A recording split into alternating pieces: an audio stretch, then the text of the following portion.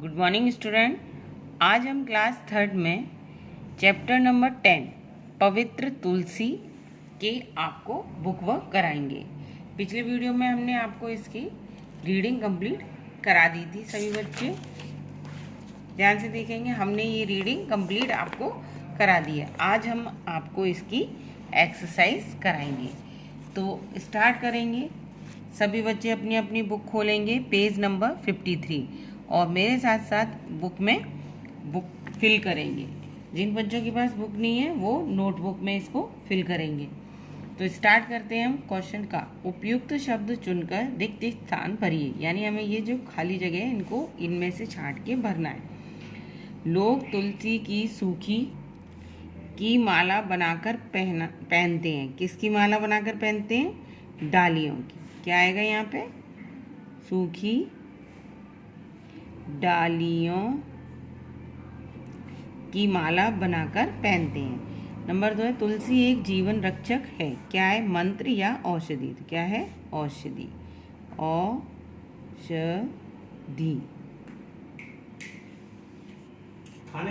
माताजी प्रातः काल स्नान करने के बाद तुलसी में डालती हैं जल या दूध। तो क्या आएगा? क्या आएगा? जल। जल डालती हैं। तुलसी का पौधा लगभग फुट ऊंचा होता है। 2, 3 या 5 है। कितने फुट होता है? 2, 3। हमने कल पाठ में ये सब पढ़ा था। नेक्स्ट है खा। सही कथन पर सही तथा गलत पर गलत का निशान लगाइए। भारत के लोग तुलसी के प्रति आदर और श्रद्धा रखते हैं। सही है या गलत? सही। तुलसी दल पर शहद लगाकर सेवन करने से कंठ मधुर हो जाता है।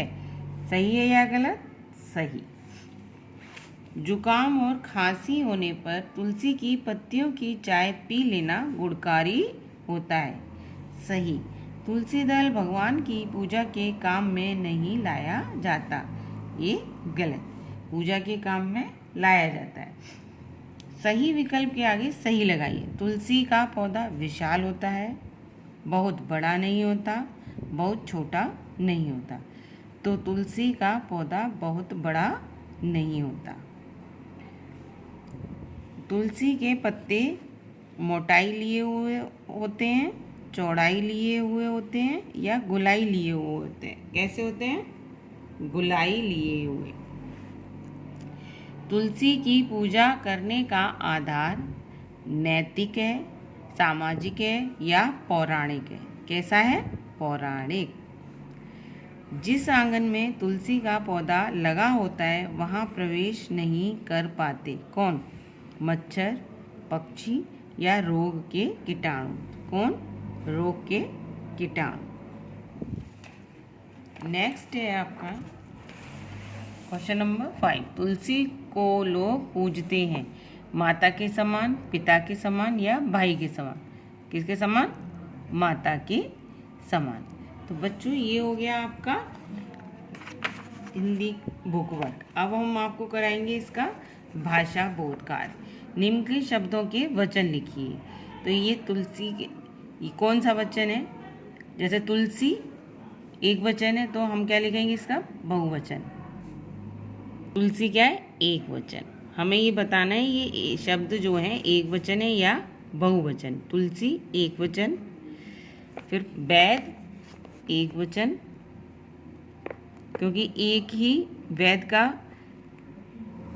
नाम लिया गया है इसमें। पत्ती एक पत्ती के लिए कहा गया है तो ये भी एक वचन। अगर पत्तियां होता तो बहुवचन होता। ठीक है। पत्ते ये हैं, बहुत सारे पत्ते, तो ये हो गया हमारा बहुवचन। बहुवचन। पौधे ये भी बहुत सारे पौधे हैं तो ये हमारे बहुवचन में आएंगे। मंजरी एक मंजरी यानी ये एक वचन। एक वचन। हकीम एक हकीम है तो एक वचन है।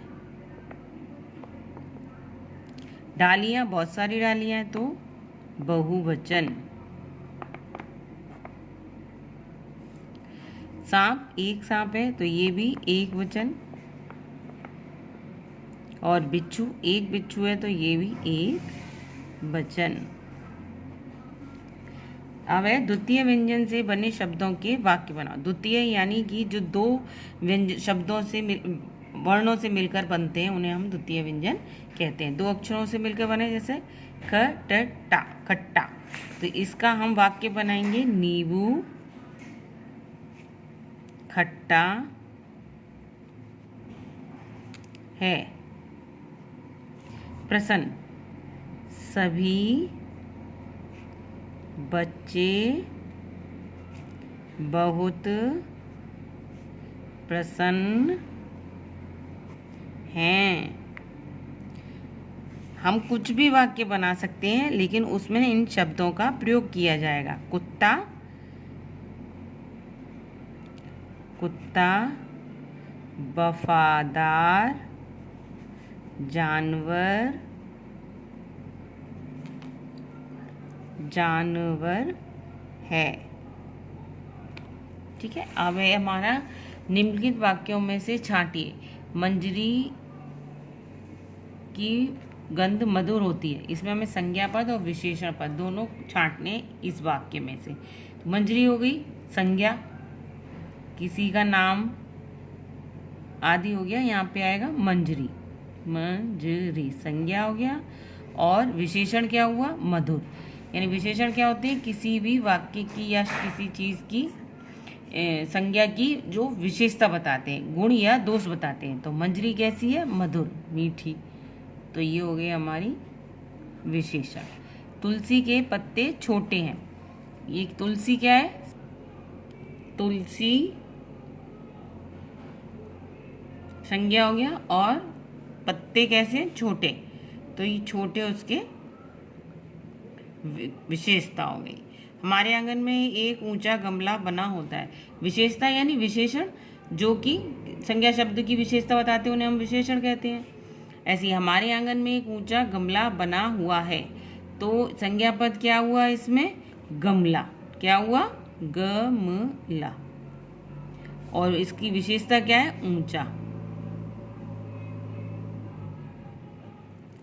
तो बच्चों मैंने तो ये शब्द लिख दिए, अगर आप चाहेंगे तो पूरा भी लिख सकते हैं, जैसे मंजरी की गंध, मंजरी की गंध, और यहाँ मधुर होती है। पूरा वाक्य हम ऐसे भी लिख सकते हैं, जैसे तुलसी के पत्ते छोटे होते हैं, संज्ञा वो गमला बना हुआ है, हमारे आंगन में एक ऊंचा गमला बना हुआ है।